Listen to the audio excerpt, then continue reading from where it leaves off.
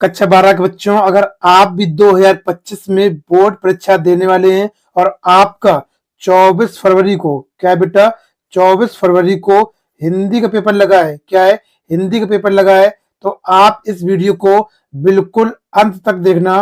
बाबू आप इस वीडियो को बिल्कुल अंत तक देखना, क्योंकि ये आपके यूपी बोर्ड ने मॉडल पेपर को लॉन्च किया है। ये मॉडल पेपर मेरे द्वारा नहीं बनाया गया है, ये मॉडल पेपर यूपी बोर्ड ने खुद लॉन्च किया है और बताया है ये क्वेश्चन आपके लिए इंपॉर्टेंट है और आप इन क्वेश्चन को तैयार करके 24 फरवरी को जरूर जाइएगा, क्योंकि सारे क्वेश्चन आपके इंपॉर्टेंट है और यही क्वेश्चन आपके पेपर में दिखने वाले हैं। अगर आप ये क्वेश्चन तैयार कर लेंगे, इसी प्रकार से आपका पूरा पेपर बनने वाला है, जैसा कि यहाँ पर पूछा गया। आप देख सकते हैं, अभी मैं इसका पूरा आपको सोल्यूशन बताऊंगा, तो वीडियो को पूरे अंत तक बने रहिएगा।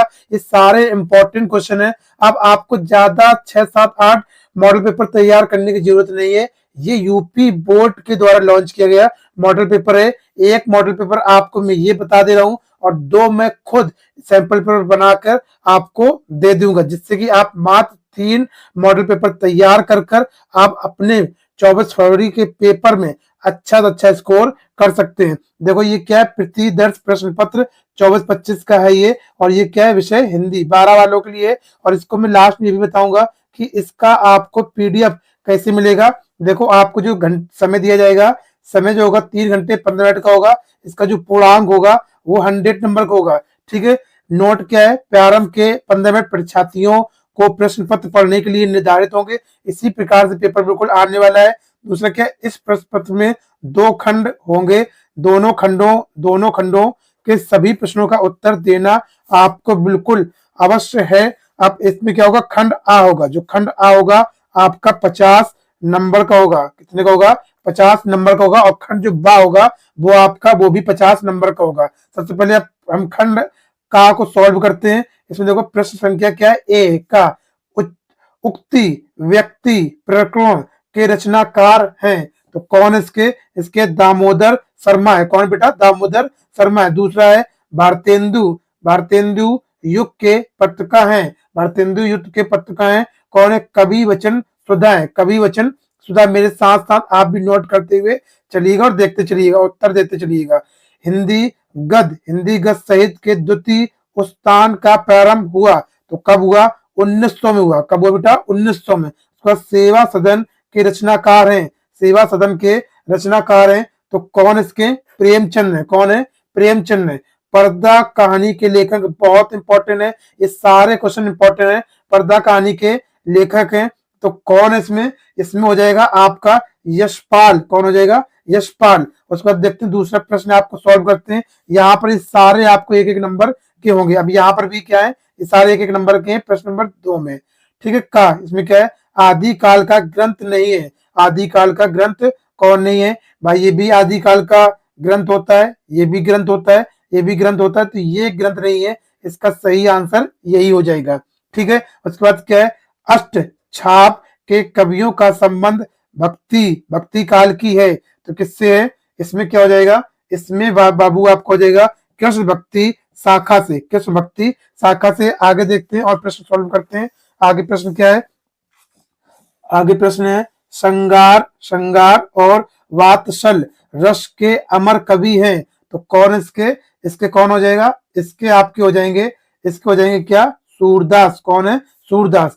चांद का मुंह टेढ़ा रचना की विद्या है, तो कौन है, काव्य है। कौन सी बेटा, काव्य। उसके बाद है कबीरवाड़ी डिक्टेटर कथन है, किसका कथन है, किसका कथन है इसमें, इसका कथन जो है आचार्य हजारी प्रसाद द्विवेदी जी का ये कथन है। उसका देखते हैं, प्रश्न संख्या 3 करते हैं। अगर दिए गए गद्यांश पर आधारित प्रश्नों के उत्तर दीजिए। अगर आप इसका उत्तर दे देंगे तो आपको 10 नंबर यहाँ से पक्के हो जाएंगे। ये आपका एक गद्यांश ये दिया गया है और एक गद्यांश ये दिया गया है। आप इन 2 में से कोई भी आप एक कर देते हैं तो आपके 2 नंबर यहाँ पे कंफर्म हो जाएंगे। देखो यहाँ पर आपको टोटल 5 प्रश्न यहाँ पर पूछे जाएंगे। हर एक प्रश्न के 2-2 नंबर होंगे, 2-2 नंबर यहाँ पर दिए जाएंगे। ऐसे 2, 2, 4, 2, 5, 2, 6, 2, 8 और यहाँ पर ये 10, ठीक है। ऐसे यहाँ पर 1, 2, 3, 4, 5, ये पूरे 10 हो गए। इसके भी अगर कर सकते हो तो ये भी सेम है, 2, 2 4, 2 6, 2 8, 2 10, दो दो नंबर के ऐसे ही होंगे, दो में से आपको एक करना पड़ेगा। ये इंपॉर्टेंट गद्यांश आप इसको तैयार करके जाइएगा। अब आगे देखते हैं क्या है, प्रश्न संख्या कौन सी है, 4 है। पद्यांश पर आधारित निम्नलिखित प्रश्नों के उत्तर लिखिए। ये भी क्या होगा बाबू, आपका 10 नंबर का आएगा। आप चाहे ये वाला कर दें, चाहे तो आप ये वाला कर दें, क्योंकि इनके बीच में क्या लगा है, अथवा लगा है। क्या लगा है, अथवा। इसमें भी 5 प्रश्न पूछे जाएंगे, 2, 2, 2, 2, और ये भी क्या है, 2 नंबर का ये ऐसे आएगा। उसके बाद इसमें भी 5 प्रश्न हैं, इसमें भी आप 2, 2, 2 और 2 और 2, ये इस तरीके से। अब देखो प्रश्न संख्या क्या है, 5वीं है। 5वीं कौन सा बेटा, ये का है। निम्नलिखित में से किसी एक लेखक का जीवन परिचय देते हुए उनकी क्रांतियों यानी उनकी रचनाओं का उल्लेख करना है। उल्लेख करना, सीमा आपकी कितनी, 80 शब्दों में। तो आप कर देंगे तो आपका हो जाएगा 5 नंबर यहाँ पर मिल जाएगा। उसका जो आपका जीवन परिचय अगर आप लिखते हैं, जीवन परिचय, तो आपको यहाँ पर 3 नंबर दिए जाएंगे। और उनकी क्या है, क्रांतियों को अगर आप लिख देते हैं तो आपको यहाँ पर 2 नंबर ऐसे दे, तो 3, 2, 5 ऐसे आपको यहाँ पर नंबर मिलने वाला है। तो कौन सा सबसे पहला, वसुदेव सरल अग्रवाल, एकदम इंपॉर्टेंट है, आईएमपी है। उसके बाद पंडित दीनदयाल उपाध्याय, ये भी इंपॉर्टेंट है। उसके बाद क्या है, प्रो जी सुंदर रेड्डी भी इंपॉर्टेंट है, या आप तैयार करके जाना कि तीनों इंपॉर्टेंट है। ठीक है, उसके बाद देखते हैं आगे प्रश्न संख्या कौन सी है। प्रश्न संख्या यहाँ पर ये हो गया था, यहाँ पर हो गया था 5 का। अब यहाँ पर क्या जाएगा, 5 का ये खा पूछेगा, आप 5 का खा डालें। निम्नलिखित में से किसी एक कवि का जीवन परिचय देते हुए उनकी क्रांतियों का उल्लेख कीजिए। इसकी भी सीमा, सब सीमा जो है वो 80 शब्द है। 3 जो होगा वो क्या होगा, 3 नंबर आपका जीवन परिचय लिखने पर नंबर मिलेंगे, और 2 नंबर जो है वो आपको क्रांतियां यानी कि इनकी रचनाएं लिखने पर मिलेंगे। इसमें क्या, पहला जयशंकर प्रसाद है, दूसरा राम धारी सिंह दिनकर है, और तीसरा है सूर्यकांत त्रिपाठी निराला है। उसके बाद अयोध्या सिंह उपाध्याय हरिओम है, एकदम इंपॉर्टेंट है, आप तैयार करके ये जाना, आपके पेपर में 24 फरवरी को जरूर इसी में से ही आएगा। उसके बाद देखो 6 नंबर प्रश्न क्या है, कहानी तत्वों के आधार पर पंचलैंड अथवा बहादुर कहानी का समीक्षा कीजिए। ये आपका 5 नंबर है। इन दो में से आपको एक कहानी करना है, या पंचलैंड की कर दो या फिर आप बहादुर कर दो। इसकी शब्द सीमा जो है वो आपकी 80 शब्द की है, तो आप दोनों में से कोई एक तैयार कर लो, आपको हो जाएगा। उसके बाद क्या है, प्रश्न संख्या यहाँ पर क्या है, 7 है। क्या है, 7। स्वपठित खंड काव्य के आधार पर निम्नलिखित प्रश्नों में से किसी एक प्रश्न का उत्तर संक्षिप्त में देना है, जिसकी शब्द सीमा आपको बेटा कितनी है, 80 शब्द है। अगर आप इसको कर देते हैं तो 5 यहाँ पर मिल जाएगा।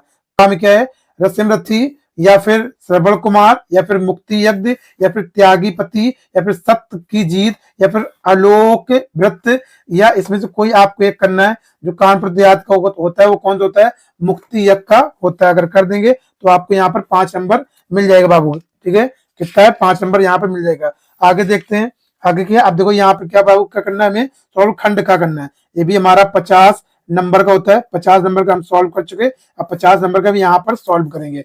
देखते हैं प्रश्न संख्या क्या है, 8 का है। ठीक है, निम्नलिखित संस्कृत का गद्यांश संदर्भ सहित हिंदी में लिखना है। आपको यहाँ पर 7 नंबर मिल जाएगा। जैसे वहां पर लिखा था गद्यांश, अब यहाँ पर संस्कृत का है। ठीक है, उसी तरीके से इसमें भी अथवा लगा होगा। आप चाहे ये वाला कर दें, चाहे आप ये वाला कर दें, बहुत ही इंपॉर्टेंट है, दोनों आप तैयार कर लीजिएगा। उसके बाद देखो खा में क्या है, ये भी आपका 7 नंबर का होगा।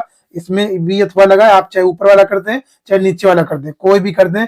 इसमें निम्नलिखित श्लोकों का हिंदी संदर्भ आपको लिखना है। ठीक है, इसका हिंदी का संदर्भ लिखेंगे। उसके बाद देखो प्रश्न संख्या क्या है, 9 है। निम्नलिखित में से किन्हीं दो का संस्कृत में उत्तर दीजिए। संस्कृत में उत्तर देना है आपके हर एक क्वेश्चन क्या होगा, आपका 2 नंबर का होगा, तो 2 करके से क्या हो जाएगा, 4 नंबर यहाँ पर हो जाएगा। इनमें से कोई आप 4 में से आप कोई भी 2 कर सकते हैं यहाँ पर। ठीक है, उसके बाद देखो प्रश्न संख्या क्या है, 10 है। 10 का 10 का कौन सा है बेटा, का है। श्रृंगार रस अथवा करुण रस की परिभाषा लिखकर उसका उदाहरण देना है। आप या 2 में से कोई भी कर सकते हैं, चाहे आप श्रृंगार रस कर दें या फिर करुण रस कर देंगे तो आपको यहाँ पर 2 नंबर मिल जाएगा। उसके बाद देखो क्या है, क्या है, खा श्लेष अलंकार अथवा दृष्टांत अलंकार की परिभाषा सहित लिखिए। 2 नंबर यहाँ पर भी मिलेगा।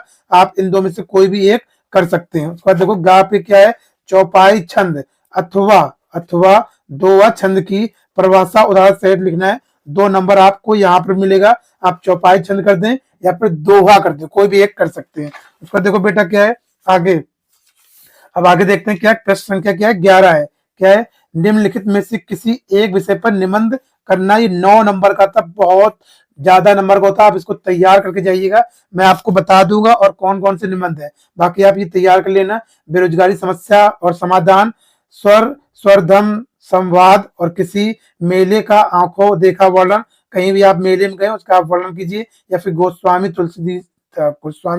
तुलसीदास का आप जीवन परिचय भी यहाँ पर लिख सकते हो उसके बारे में। अब देखो 12 का क्या है, ये का है, यहाँ पर क्या है, पवका का संधि विच्छेद होगा, पवका का संधि विच्छेद क्या होगा, प प्लस अका, यहाँ पर ये होगा। प्रे जैते का संधि विच्छेद होगा, तो क्या होगा इसमें, इसमें क्या होगा, इसमें होगा प्रे प्रा प्लस इजते, प्रा प्लस इजते, प्रा प्लस क्या हो जाएगा, इजते हो जाएगा। उसके बाद क्या है, पुस्तकालय में संधि है, पुस्तकालय में संधि है, कौन सी है, स्वर संधि है, कौन सी है, स्वर, स्वर संधि इसमें।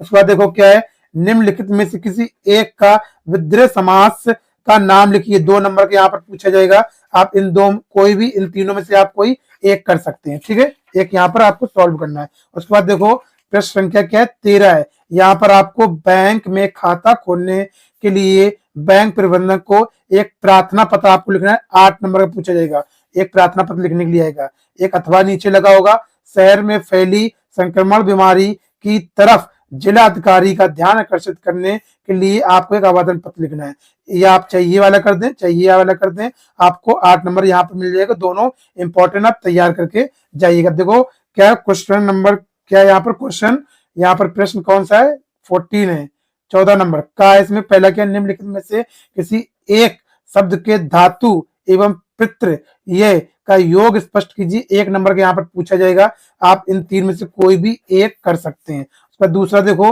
निम्नलिखित में से किसी एक का शब्द का प्रलय लिखिए, कोई एक आपको करना तो आपको 1 नंबर मिल जाएगा, इन तीनों में से आप कोई भी एक कर सकते हैं, ये इंपॉर्टेंट आप तैयार कर लेना। उसका देखो, रेखांकित पदों में से किसी एक पद में प्रयुक्त विभक्ति तथा संबंधित नियम का उल्लेख कीजिए, ये आपका 2 नंबर का पूछा जाएगा, आप इसमें से क्या है एक का किसी करना है, इन तीनों में से आप कोई भी एक कर देंगे, जो रेखांश है उसका भी उल्लेख करना है आपको, ठीक है, इस तरीके से आप तैयारी करेंगे तो आपका पक्का है कि आपके 100 नंबर में 90 प्लस बनने ही वाले, कोई भी आपको नहीं रोक सकता बनने से नंबर। अब देखो आपको अगर इसका पीडीएफ चाहिए तो आप मुझे लिख के पहुंचाएं, class 12th Hindi, class 12th Hindi PDF मुझे व्हाट्सएप करें 7897151197, इस नंबर पर मैं व्हाट्सएप कर दें, आपको पीडीएफ मिल जाएगा, ठीक है। I think